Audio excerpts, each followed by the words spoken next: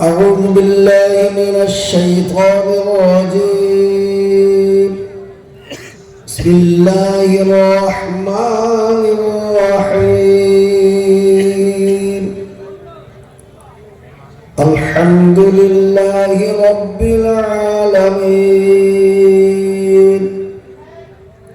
الرحمن الرحيم مالك يوم الدين. إياك نعبد وإياك نستعين. اهدنا الصراط المستقيم صراط الذين أنعمت عليهم غير المغضوب عليهم ولا الضالين.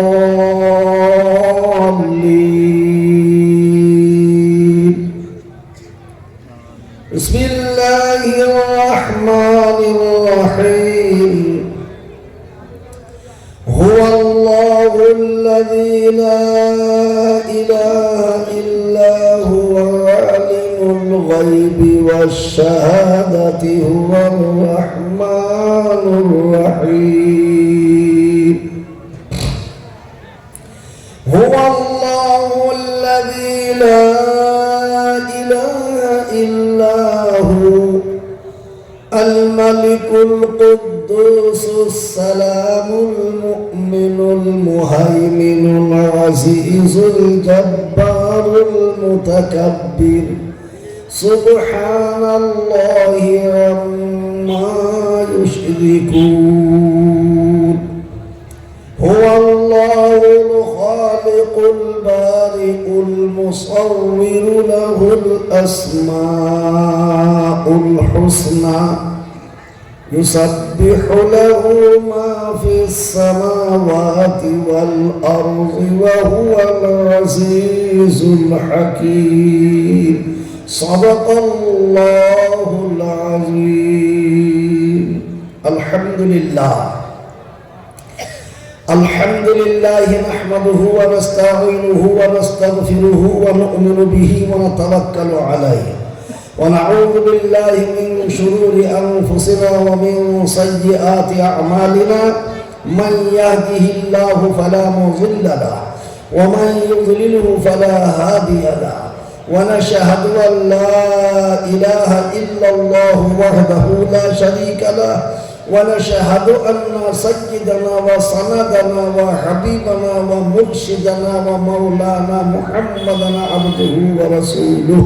أما بعد فقد قال الله تبارك وتعالى في كلامه المجيد والفرقانه الحميد. أعوذ بالله من الشيطان الرجيم. إن الله اشترى من المؤمنين أنفسهم وأموالهم بأن لهم الجنة. وقال الله عز وجل في موضع آخر واعتصموا بحبل الله جميعا ولا تفرقوا. قال النبي صلى الله عليه وسلم طلب العلم فريضة على كل مسلم.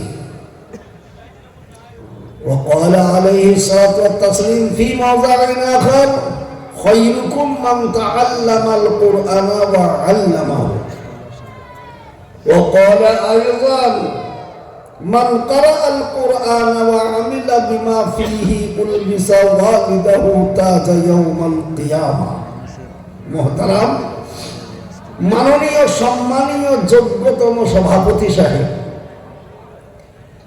শ্রদ্ধেয় উলামায়ে কেরামগণ ও তোলাবায়ে আজিজ, উপস্থিত হাজিরানে মজলিসের শ্রদ্ধেয় বাবারা, ভাইয়েরা, পর্দার আড়ালের পর্দা নাসিনা আমার মায়েরা ও বোনেরা, সকলের কাছে রইল আমার সলিমত সালাম ও শুভেচ্ছা। আল্লাহ পাক তাবারক ওয়া তাআলার লাখো শুকরিয়া যে এত ঠান্ডার সময়েও ঠান্ডাকে ঠান্ডা মনে না করি, শীতকে শীত মনে না করে দিনের মহব্বতে, দিনের তরফে আল্লাহ পাক আমাদেরকে এখানে আসার বসার তৌফিক দিয়েছেন, সেই মহান আল্লাহ পাকের দরবারে শতকোটি শুকরিয়া। উচ্চ আওয়াজে মহব্বতের সাথে একবার বলি আলহামদুলিল্লাহ। আলহামদুলিল্লাহ। তারপরে প্যারা নবী আকাই নামদার তাজদারে মদিনা, দুলালে আমিনা সরওয়ারে কায়দাত ফখরে মওজুদাত সাইয়্যিদুল মুরসালিন খাতিমুন নবিয়্যিন রাহমাতাল লিল আলামিন আহমদ মুস্তাফা মুহাম্মদ মুস্তাফা, সকলে বলি সাল্লাল্লাহু আলাইহি ওয়াসাল্লাম। তার উপরে লাখ দরুদ শান্তি ধারা বর্ষিত হোক, আল্লাহুম্মা আমিন। মুহতারাম, আজকের মজলিস বড় গুরুত্বপূর্ণ মজলিস। আপনারা দেখলেন কিছুক্ষণ আগেই সভাপতি সাহেব বলছিলেন, এই মাদ্রাসার ঘটনা, এই মাদ্রাসার কথা, বিশেষ করে আজ আপনাদের জীবন সার্থক হয়েছে। কেন? আজকে একটি ছেলের মাথাতে পাগড়ি পরিধান করানো হলো। আল্লাহ চাইতো আগামীতেও ইনশাআল্লাহ 5টা 7টা 10টা করে ছেলে হাফেজ হবে ইনশাআল্লাহ। এইভাবেই তো হয়, কিন্তু শর্ত হচ্ছে গোটা এলাকাবাসী, গ্রামবাসী সকলের যেন আন্তরিক মহব্বত থাকে এই প্রতিষ্ঠানের প্রতি। থাকবে তো ইনশাআল্লাহ? আসতে হয়ে গেল ইনশাআল্লাহ, জোরে বলুন ইনশাআল্লাহ। ইনশাআল্লাহ। একটু চীনা মানুষের দোষও আছে, কি বলেন? সবাই চিনে নিয়েছে তো, এই লোকটা এসেছে, এইবার দেখ কোন কথায় কোন কথা দেবে দিয়ে একবারে এমন ভাবে কলিজাতে হাত ধরে টান মারবে, কি বলেন, ভাবছেন। কিন্তু না, এখন তো নয়, যখন আল্লাহ পরাবেদন হবে। এখন তো আলহামদুলিল্লাহ আল্লাহ পাক তাবারক ওয়া তাআলা আমাদেরকে বসিয়েছেন মজলিসে। এটা কোন মজলিস জানেন না? এই মজলিসকে বলা হয়েছে রহমতি। জোরে বলুন সুবহানাল্লাহ। শুধু তাই নয়, এই মজলিসের নাম বরকতি, এই মজলিসের নাম জান্নাতি। জোরে বলুন সুবহানাল্লাহ। এই মজলিসে বসলে আল্লাহ পাক গুনাহকে মাফ করে দেবেন। জোরে বলুন আলহামদুলিল্লাহ। এই মজলিসে বসলে আল্লাহ পাকের তরফ থেকে অফুরন্ত রহমতের ধারা বর্ষণ হবে ইনশাআল্লাহ। এই মজলিসে পাপী বান্দা পাপের বোঝা মাথায় করে নিয়ে বসবে, কিন্তু ফিরে যাবার সময় পাপগুলোকে মাফ করিয়ে নিয়ে নেকির বোঝা মাথায় করে বাড়ি ফিরবে ইনশাআল্লাহ। এটা সেই মজলিস আমরা জানি না, শোনা। সেই জন্য আজ বলবো, যারা এখানে এসেছেন নিছক আল্লাহ তাদেরকে কবুল করেছেন বলে তবেই আসতে পেরেছি। আল্লাহ কবুল না করলে আসতে পারতাম না বাবা। এ দেখেন আমাদের হযরত মৌলানা ফজলুর রহমান সাহেব, আমি এলাকাতে যখন আসি দেখা হয়ে যায়। আর এ একটা লোক আজীব লোক বাবা, দোয়া করবেন ওনার জন্য, আল্লাহ যেন ওনার হায়াতকে দারাজ করেন। জোরে বলে আল্লাহুম্মা আমিন। এবং যতদিন বেঁচে থাকবেন যেন একনিষ্ঠার সাথে দ্বীনের খেদমত করতে পারেন। জোরে বলে আল্লাহুম্মা আমিন। সব থেকে বড় কথা এটা, কদিন আগে আমার একটা লোক বলছে, হুজুর আপনাকে যদি আল্লাহ জিজ্ঞেস করে এত পকেট মেরেছ কেন, তো কি করবেন, কি উত্তর দেবেন? আমি তো সোজা উত্তর রেখা পাই। আমাকে আল্লাহ জিজ্ঞেস করবে এত পকেট মেরেছ কেন, বলো খোদা তুমি জানো, আমি তো আমার পকেটে ভরার লেগে মারিনি। তুমি বলেছ দিনকে চালাও, মানুষ যদি সোজা হালে না আসে তো তুমি তো কোরআনে বলেছ হিকমতের সাথে। হ্যাঁ, আল্লাহ কৌশলের সঙ্গে বলেনি, সরাসরি বাবা। হক কথাটা যদি সরাসরি বলেন রাগ হয়ে যাবে, হবে কি হবে না? মুরব্বী আপনি দাদু তাবলীগ জামাতে চিল্লাই গেছেন, চিল্লাই যে ঘুরে এসেছেন, এসে আপনি জুম্মার দিনে মসজিদে গেছেন, প্রচন্ড উজু করতে গেলেন, আপনার ছোট একটা নাতি আছে সেই মাদ্রাসায় পড়ে, সে সেদিন বাড়িতে ছিল, আপনি উজু করছেন, করতে করতে ভুলে গেছে, ওই নাতি যদি সবার সামনে বলে দাদু তোমার উঁচু হলো না, বলে আপনার মেজাজ গরম হবে কিনা লোকের সামনে? আপনি বলবেন কালকে ছোড়া ভাতের ওপর আমার উঁচু ভুল হয়েছে, কত বছর থেকে নামাজ পড়ছি, বলবেন কিনা? না, ওরকম তো বলতে হয় না। আল্লাহ কোরআনে বলেছে হক কথাটাও বলতে হলে সোজা সুজি বলবে। কেমন করে বলো? উদউ ইলা সাবিলি রাব্বিকা বিল হিকমাতি ওয়াল মাউইযাতিল হাসানাহ। কাউকে যদি সুপথে আনতে হয়, সৎ কথা বলতে হয়, তো হিকমত কৌশলের সঙ্গে বলো, আর তোমার ভাষাটা যেন হয় মধুর ভাষা। সুবহানাল্লাহ। হ্যাঁ, ওখানে জাতির উচিত ছিল কি, দাদা তুমি বুড়ো মানুষ, আমি ছেলে মানুষ, তোমার মতন উঁচু তো আমার হয়নি, তাহলে দাঁড়াও আমি একবার যা পানি নিয়ে আসি, আমি উঁচু করি, ভুল হয়ে গেলে ফেলে দেব। এইবার নাতি ওজুর পানি নিয়ে এলো, ওজু করতে লেগেছে, দাদু দেখছো তো? হ্যাঁ হ্যাঁ দেখছি। করতে করতে উঁচু সব করে ফেললো, দাদু হয়েছে তো? দাদুর তো ধ্বংস হয়ে গেল। কি আরো দিতে হয়েছে, আমার তো হয়নি, মনে মনে ভাবছে। কি বলে? তো দাদুকে শান্তিও করে দিল, আবার দাদুকে শিখিয়েও দিল। এইভাবে বলতে হবে না, তা না হলে হবে না। বসে আছেন দলবল মিলে, আমি যদি বলি আদান হয়ে গেল নামাজ পড়লি, বসে তো করে আমি যেই হয়ে গেল আমাদের তুমি পড়া দাও, বলবি কি বলবে না? না, হিকমত লাগাও, কৌশল লাগাও। ইনশাআল্লাহ আল্লাহ বলে দিয়েছেন হিকমত কৌশলে কথা বলো, কাজ হবে ইনশাআল্লাহ। সেই জন্য আমি আপনাদেরকে বলবো, কোনো কাজ সরাসরি করতে হয় না, বা জি একটু হিকমত কৌশল লাগিয়ে।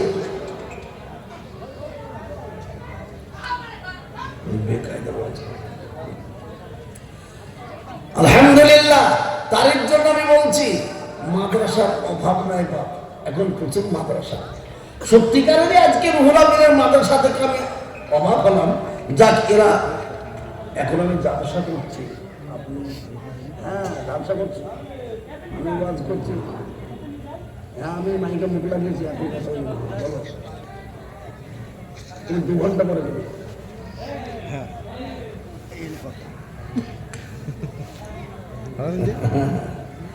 আলহামদুলিল্লাহ। তাই আমি আপনাদেরকে বলবো বাবজি, কেন আমি অবাক হলাম, এই একটা ছেলে পাবে না। আবার যখন রুহুল আমিন সাহেব যে কথা বলতে দিল, চমৎকার কথা শুনিয়ে দিল, বাপ তো মারাত্মক কথা শুনিয়ে দিল। কি সেই মাদ্রাসা যে রান্না বান্না করতো, খাবার দাবারের ব্যবস্থা করতো, সেই মুরব্বিটাকে তালবিলিমরা রাগায় তো গরু বলে নাকি বলে, কিন্তু সেই গরু শুনতে শুনতে শুনতে শুনতে যত রাগই না থাক, একদিন না একদিন তো রাখবেই, রেগে বাড়ি পালিয়ে গেল। তারপরের দিনে এবার আপনি চলে আসেন। কেন? সুবহানাল্লাহ, সে দেখছে কিয়ামত শুরু হয়ে গেছে, আর একবারে লোকজন সেই ফুলসিরাতের ফুল পার হচ্ছে, আর সেই টাইমে এই মাদ্রাসার কিছু তালবিলিমের মতো তালবিলিম তারা পার হচ্ছে। আমাকে তারা দেখতে পেয়েছে, ওইটা সেই গরুরে দাঁড়িয়ে আছে, গরুটাকে নিয়েছ, গরুটাকে নিয়েছ, একবারে গরুকে জড়িয়ে ধরে আমাকে সাথে পেলে ফুল পার করে জান্নাতে পৌঁছে দিল। যেমন সুবহানাল্লাহ, যেমন সুবহানাল্লাহ। ওই বুড়ি বলছে ঘুম থেকে উঠে এসে সেক্রেটারিকে হুজুর আপনি বেতন না দিলে সারা বছর থাকবে। কি বলে? কেন? পেয়ে গেল।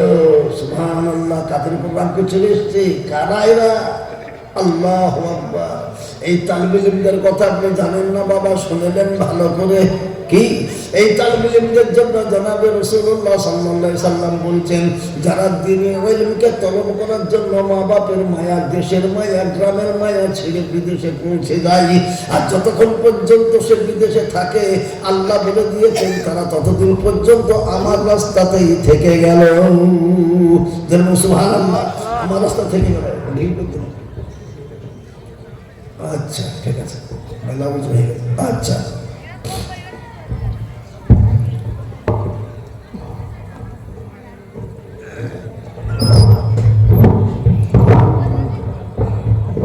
সাইডে নিলেন, এটা সাইডে ঢুকিলেন, কাজ হয়। হ্যাঁ এবার বুঝতে হয়েছে।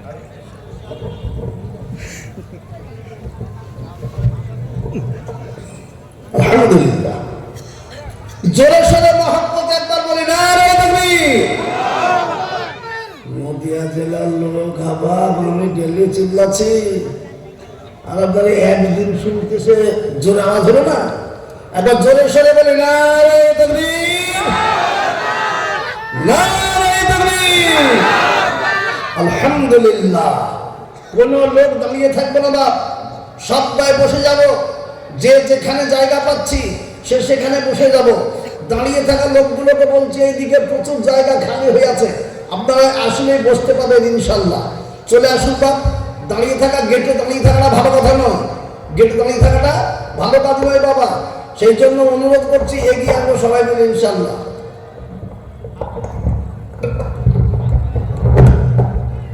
আলহামদুলিল্লাহ।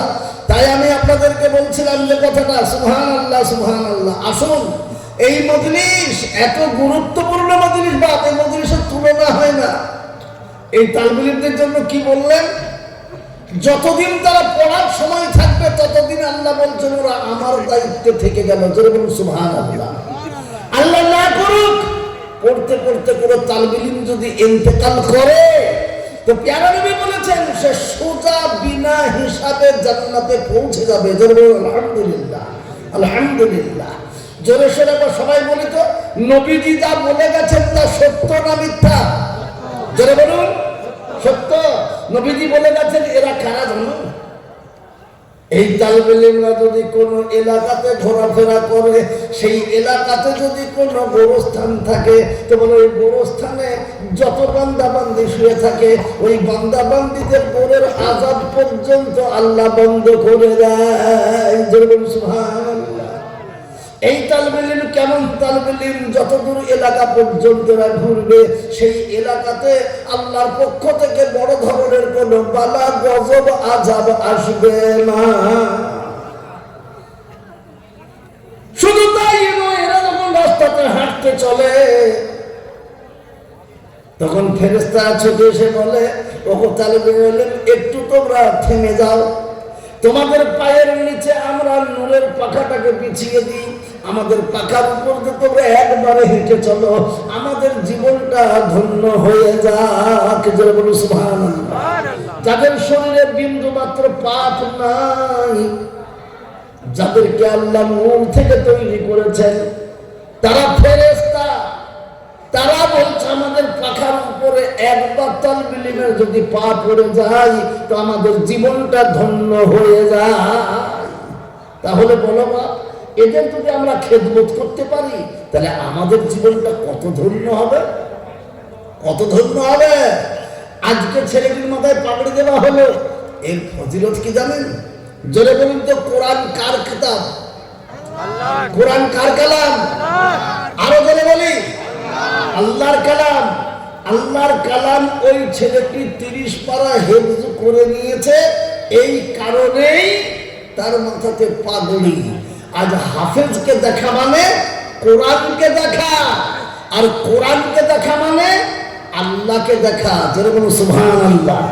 আজ এই মজলিসে আমরা আল্লাহকে দেখে নিয়েছি। কেন? কালাম মানে কথা, কালাম মানে কি গো? কথা। এই যে আমি কথা বলছি, আপনারা আমাকে দেখতে পাচ্ছেন কিনা? দেখতে পাচ্ছেন কিনা? অনুরূপ যে ব্যক্তি কোরআন তেলাওয়াত করবে, কোরআন পড়বে, সে আল্লাহর সঙ্গে কথা বলছে। জোরে বলুন সুবহানাল্লাহ। আর আল্লাহর সঙ্গে যে কথা বলবে তাদের দিকে তারা যারা নজর করবে তারা আল্লাহর দিকে নজর করলো। এটা কত বড় মজলিস বাবাজি, আলহামদুলিল্লাহ। তার জন্য আজ বিশ্ব বেঈমান উঠে পড়ে লেগেছে। কোরআনকে বন্ধ করতে হবে, কোরআনকে বন্ধ করতে হবে। বিভিন্ন মাদ্রাসার দিকে এইরকম তীক্ষ্ণ নজরে তাকিয়ে আছে। ফুটু পেলে হয়, কি বলে? কিন্তু আল্লাহর রহমত না। কোরআনের দায়িত্ব আল্লাহ নিজে নিয়েছেন, কিয়ামত পর্যন্ত হেফাজত একে আমি করব। জোরে বলুন সুবহানাল্লাহ। সেই জন্য আমি আপনাদেরকে বলছি, আসুন বেদবেড়িয়ার মানুষ, আমি যতদিন থেকে মাদ্রাসাটা চালু করেছেন আপনারা, আমার মনে হয় আমি প্রায় বছরেই এসেছি, না কি বলেন? তাহলে আপনারা আমাকে সবাই চেনেন মোটামুটি। আমি আপনাদের কাছে এতটুকু অনুরোধ জানাতে এসেছি, বা যতদিন বাঁচব আমরা কোরআনের খাদিম হয়ে বাঁচবো। জোরে বলুন ইনশাআল্লাহ। ওই একবার জোরে পিছনকার সামনেকার সবাই বলুন ইনশাআল্লাহ। আমি একবার বলবো, ওই হাত উঁচু করে ইনশাআল্লাহ বলতে পারবেন? তাহলে জানবো এরা ইনশাআল্লাহ সবাই বলছে। ওই সবাই মিলে একবার হাত উঁচু করে বলুন তো, আমরা মরণের আগের দিন পর্যন্ত কোরআনের সঙ্গে দিনের সঙ্গে সম্পর্ক রেখে মরবো। জোরে বলুন ইনশাআল্লাহ। মাশাআল্লাহ। হাত উঠায়, মাঝখানে দুটো চারটে হাত মনে হচ্ছে উঠছে না। তারা ভাবছে সবাই হাত তোলো, আমি না তুলে তো মৌলভী সাহেব দেখতে পাবে না, না কে বলেন? তা আমি দেখতে পাই আর না পাই, আল্লাহ দেখতে পাবে কিনা? কি গো, আল্লাহ দেখতে পাবে কিনা? কবি বলেছে, সবাই বলে আমায় ভালো, আমি জানি কি। সবাই বলে আমায় ভালো, আমি জানি কি। আমার মনের গোপন খবর জানেন আল্লাহ জি।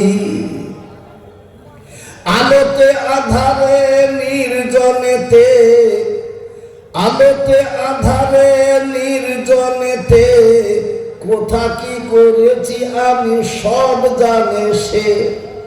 তাহারি চোখেতে কেউ যাবে না ফাঁকি, আমি জানি কি।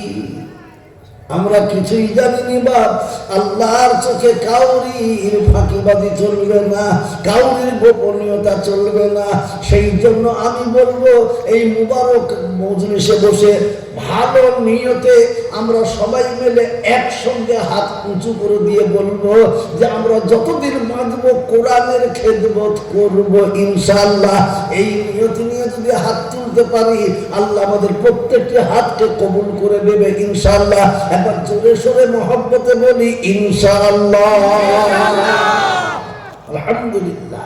নবীজি আর আমাদের কাছে আসবে না বাপ, তিনি আমাদেরকে সব কিছু দিয়ে, আমাদের উপরে দায়িত্ব দিয়ে আজ নবী আমার মদিনা মানোয়ারাতে আরাম করছেন। যারা বলুন সুবহানাল্লাহ। আজ নবী গো আমার লাগাইয়া বাজার, শুয়ে আছেন সোনার মদিনায়। আজ নবী গো আমার লাগাইয়া বাজার, শুয়ে আছেন সোনার মদিনায়। আব্দুল্লাহর ওরসেতে মায়ামিনার সে কমেতে, জন্ম নিলেন নবী আরব মক্কায়।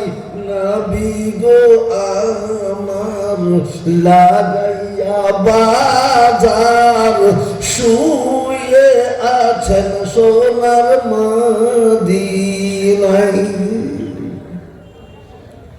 নবী দিনেরই জন্নেতে গেলেন তায়েফ বস্তিতে,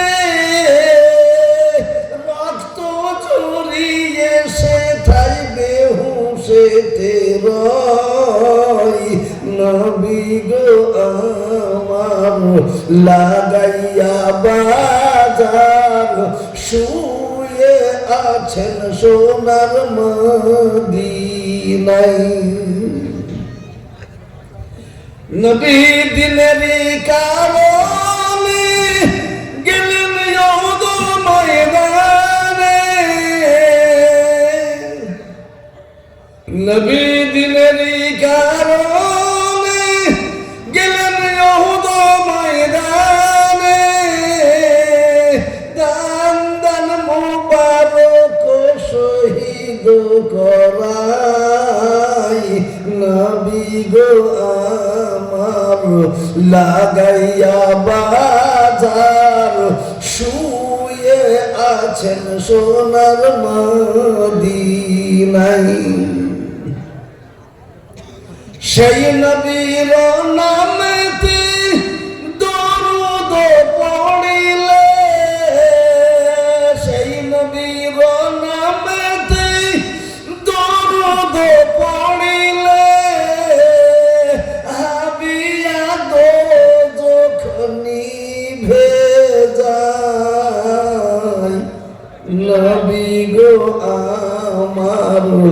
লাগাইয়া বাজার শুয়ে আছেন সোনার মদিনায়। যারা বলুন সুবহানাল্লাহ, যারা বলুন সুবহানাল্লাহ। ভাই আমার, বাবারা, মায়েরা, বোনেরা, আর নবীজি আসবেন না বাপ। নবীজি এই দিনকে প্রচারের জন্য তায়েফে গিয়েছিলেন। তায়েফবাসীরা মানা তো দূরের কথা, তায়েফের সর্দাররা নওজওয়ান ছেলেদেরকে শিখিয়ে দিল, এই পাগল মুহাম্মদকে তোমরা পাথর মেরে দেশ থেকে তাড়িয়ে দাও। এমন পাথর বর্ষণ করা হয়েছিল নবীর উপরে, বাবজি আপনারা শুনেছেন। নবীজি রক্তাক্ত হয়ে বেহুশ হয়ে জমিনে পড়ে গেলেন। আল্লাহু আকবার, হোশ নাই। নবীজির শরীরের রক্তে তায়েফের ময়দান লাল হয়ে গেল। আসমানে জমিনের সবাই পাগল ব্যতিব্যস্ত হয়েছে বাবজি। জন্তু জানোয়াররা শোকে অধীর হয়ে গেছে, নদীর স্রোত বন্ধ হয়ে গেছে। আসমানের ফেরেশতারা আল্লাহর কাছে কেঁদে গোলাগুলি করছে, মাওলা যাকে পয়দা না করলে তুমি কোন কায়নাত পয়দা করতে না, যিনি রাহমাতাল লিল আলামিন, আর তাকে তায়েফের বেয়াদবরা মেরে ধরাশায়ী করে দিয়েছে। ওগো পরওয়ারদিগারে আলাম, একটিবার হুকুম দাও আমরা তায়েফকে বরবাদ করে আসি। আল্লাহ বললেন, ও আমার ফেরেশতারা, তোমরা যাও যাও আমার দোস্তের কাছে, তা আমার দোস্তকে কষ্ট তারা দিয়েছে, তার কাছে অনুমতি নাও। তিনি যদি অনুমতি দিয়ে দেয় তো তায়েফকে বরবাদ করে দাও। যেমন সুবহানাল্লাহ। ছুটে চলে এলেন নবীজির কাছে। জিবরাইল এসে বলছেন, ইয়া রাসূলুল্লাহ, ইয়া হাবিবাল্লাহ, আপনার জন্য আকাশ বাতাস পেরেশান হয়েছে, জঙ্গলের জন্তু জানোয়াররা পর্যন্ত শোকে অধীর হয়ে গেছে, নদীর স্রোত বন্ধ হয়ে গেছে। আমরা আল্লাহর পারমিশন নিয়ে থাকতে না পেরে ছুটে এসেছি নবী গো। বলুন আপনার কোথায় লেগেছে? আপনার মাথায় লেগেছে, না পায়ে লেগেছে, না হাতে লেগেছে, না বুকে লেগেছে, না কোন জায়গায় ব্যথা পেয়েছে? বলুন, আমরা আল্লাহর কাছে দরবার করি। আল্লাহ ফেরেশতাদের কথা শুনে নবীজির জ্ঞান ফিরে গেল। নবীজি এরকম করে তাকিয়ে বলছে, ফেরেশতারা, আমার কোন জায়গায় ব্যথা লেগেছে তোরা জিজ্ঞাসা করলি? মাথায় লেগেছে না পায়ে লেগেছে না হাতে লেগেছে না বুকে লেগেছে জিজ্ঞাসা করলি? ফেরেশতারা, একবারও কেন জিজ্ঞাসা করলি না আমার পাপী তাপী গুনাহগার উম্মতরা কি অবস্থায় আছে? যদি বলুন সুবহানাল্লাহ, যদি বলুন সুবহানাল্লাহ। এত মার খেয়েও একবারও নিজের কি হয়েছে জানতে চিন্তা নাই, বিবিদের কথা চিন্তা নাই, বেটিদের কথা চিন্তা নাই, আত্মীয়র কথা চিন্তা নাই, চিন্তা শুধু উম্মতের কি হাল হবে, উম্মতরা কি অবস্থায় আছে। সেই দরদি নবী আমার কিয়ামতের দিন, যাকে আজকে আপন বলে ভাবছি বেটা বেটি, যাকে আপন বলে ভাবছি পিতা মাতা, যাকে আপন বলে ভাবছি বিবি বাল বাচ্চা, তারা কেউ আপন হবে না বাবা। 1,24,000 নবীও আপনার হয়ে আসবে না কেউ, একমাত্র আমার আপনার পেয়ারা হাবিব হাসরের মাঠে উম্মতের ব্যথায় ব্যথিত হয়ে থাকতে না পেরে ছুটে আসবেন আল্লাহ পাকের কাছে। যেরকম সুবহানাল্লাহ, যেরকম সুবহানাল্লাহ। আল্লাহু আকবার। আল্লাহ আমাদেরকে তৌফিক দান করুন, আমাদের কথাগুলো বুঝে আসে। নবীজি এসে সিজদায় পড়ে যাবেন মাকামে মাহমুদে, মাথা তুলবেন না, চোখের পানিতে মাকামে মাহমুদকে ভিজিয়ে ফেলবেন।